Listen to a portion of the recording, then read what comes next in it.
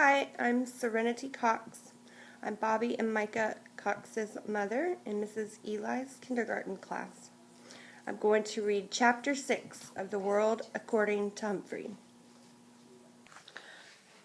Chapter 6, Moonlight Madness. I waited until the school was completely quiet. No students, no teachers, no Mr. Morales. Then I got busy because I had a lot of work to do.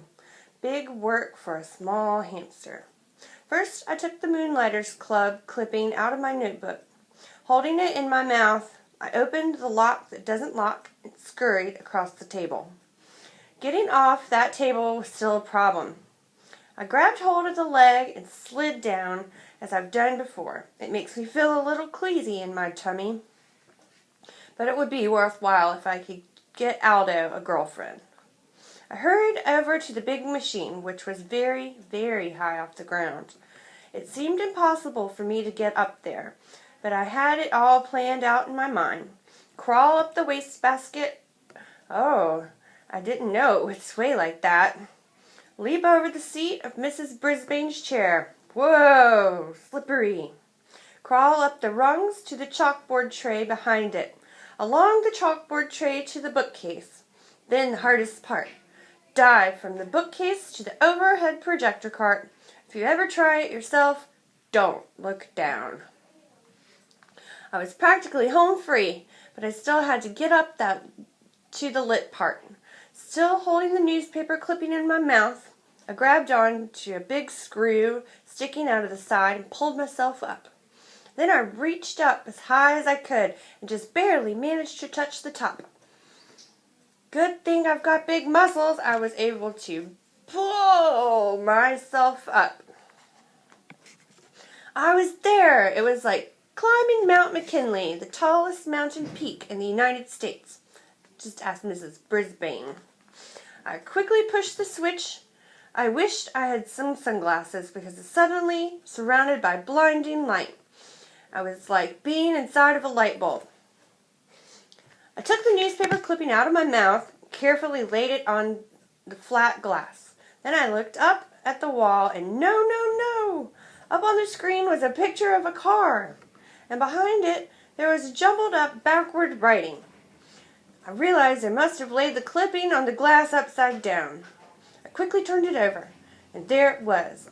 All the information about the Moonlighters Club right there on the wall, with the outline of the car behind it. Aldo would be coming soon, so I hurried back to the cage. It was faster getting back because it was mostly downhill until the very end, when I had to swing my way up the cord to the blinds and back to the table. I was panting pretty hard by the time I closed the cage door behind me. I didn't even have time to catch my breath before Aldo swung the door open. Whoa! Who left that on? He exclaimed as he entered. That thing could overheat. He hurried to the overhead projector. Look at the wall! Look up at the wall! I squeaked, but words only sounded like hamster peeps. Aldo didn't wait a second. He flicked the machine off. All that work for nothing. And then a funny thing happened. Aldo turned the machine back on and looked at the wall. What's this? He muttered. Why did Mrs. Brisbane have this up here? Hey, nice car. Squinted up at the screen.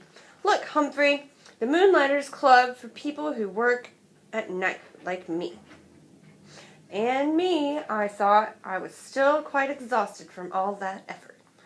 Aldous stared at the big ad on the front for a while. Then he turned off the projector and went to work and never mentioned it again. Yes, I was annoyed. I had failed, but at least I had tried, which was more than I can say for one of my classmates. Yes, Saya Nasiri. With my own furry ears, I had heard her promise Mrs. Brisbane she would raise her hand in class. But so far, she had been silent as a statue. Her week was almost up, even though I'd scolded her the day she fed me. She paid no more attention to me than she had to her teacher. You should really listen to your teacher, even Mrs. Brisbane. And you should always listen to your hamster. I was worried about Aldo and about Saya. But I have to admit my journey had been so tiring that, nocturnal or not, I slept soundly the rest of the night. The next day began in a very surprising way. "I have something to share with you all," Mrs. Brisbane announced. She held up a postcard with a picture of colorful parrots perched in lush green trees. "A postcard from Mrs. McNamara." Mrs. Brisbane would never call her Mrs. Mac. It says, "Greetings to my favorite class in the world, room 26. I am now working in a school here in Brazil. This country is beautiful and friendly. I really enjoyed talking with the parrots in the rainforest. I miss you all, especially my pal Humphrey. Lots of love, Ms. Mac." Miss Brisbane had to say Mrs. Mac, since that's the way the card was signed. Happy, happy, happy. Not only did Miss Mac remember me, she missed me most of all. Oh, and I missed her most of all, too. Especially every time I looked at Mrs. Brisbane, she glared back at me. Mrs. Brisbane showed us Brazil on the map, and it's far away. I'd like to be that far away from Mrs. Brisbane. My head was so filled with memories of Miss Mac that I only got 75% on my vocabulary test. After we graded the test in class, Mrs. Brisbane said, "If you got 100% on the test, please raise your hand." That woke me up. What a clever way to get Saya to raise her hand. But she always got 100%. AJ raised his hand. Art raised his hand. Saya just stared down at her desktop. I was really starting to get mad at her. When it was time for map work, Mrs. Brisbane clicked on the overhead projector, and there it was. The Moonlighters Club ad right on the wall.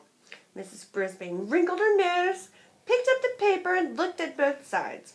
Then she held it up to the light, and I think maybe she noticed the little tiny holes my teeth had made when I carried it over there.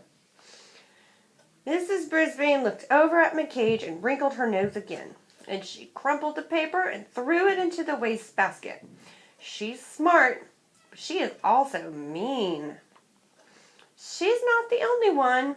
While she went on with her map work, Wait for the Bell Garth Tugwell started making some very rude noises. Mrs. Brisbane didn't even turn around. When someone started giggling, she just said, "Stop giggling, Gail!" So Garth's rude noises got louder and even ruder, and a lot of other kids giggled along with Gail. Suddenly, the teacher spun around to face them. "Very well. The whole class will stay in during recess for extra vocabulary words," she announced. Everybody groaned. "It's Garth's fault," said Heidi.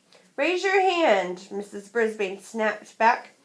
"You will all stay in recess unless the person making the noise wants to step forward and admit it." Nobody said a word, but everybody glared at Garth, including me. "Okay, I did it," he said. "Raise your hand," Heidi whispered loudly. "Very well, Garth.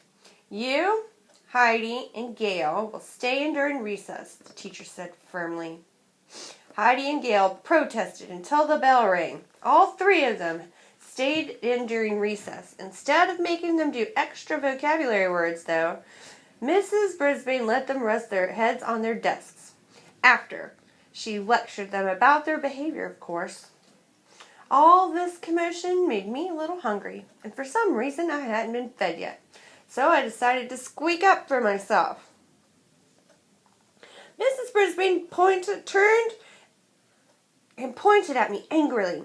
"I don't need any trouble out of you either," she said. Heidi raised her hand. "I don't think he's been fed today," she said. Mrs. Brisbane told Garth to feed me. Then she dismissed the girls and told them to go outside and play for the rest of recess. So she wasn't completely mean to them anyway. She even trusted Garth to be alone in the room while she took some papers down to the office. I'd always liked Wait for the Bell, Garth. So I was surprised when he started grumbling at me as he filled the water bottle and put some fresh mealworms in my cage. "One of these days you'll get in trouble too," he said. "I'll see to that." "Huh?" I squeaked. "Everybody hates me." "Everybody loves you. You're just a rat in disguise." The words hurt me a lot. Why would Garth say that?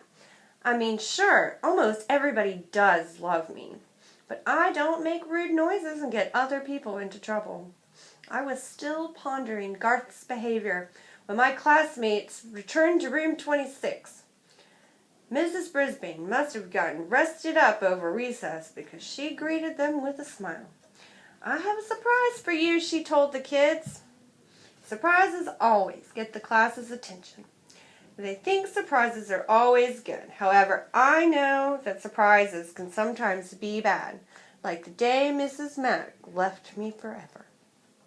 "We're going to pick who gets to take Humphrey home for the weekend," she explained.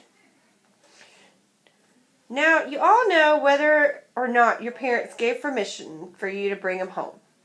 So if you'd like Humphrey this weekend, raise your hand now. Hey, hey, hey! You should have seen all the hands that went up. I could hardly believe my eyes. Miranda and Heidi and AJ and every single hand in the class except Garth's. Even Sia Siri raised her hand." Mrs. Brisbane noticed. "Sia, do you think it will be all right with your parents?" she asked. Sia nodded her head. "I can't hear you," said Mrs. Brisbane. "Yes, ma'am," said Sia. It was strange to hear her voice in the classroom. Mrs. Brisbane gave her a note to bring back from her family on Friday. I napped the rest of the afternoon, but whenever I woke up and glanced over at Sia's desk, I saw her doing something I'd never seen before. Smiling. Tip 6. You can leave your hamster alone for a day or two. Otherwise, find a suitable caretaker, or if possible, take your hamster with you in its own cage. A hamster can be very portable. A Guide to the Care and Feeding of Hamsters, Dr. Harvey H. Hammer. Made with Doodlecast Pro.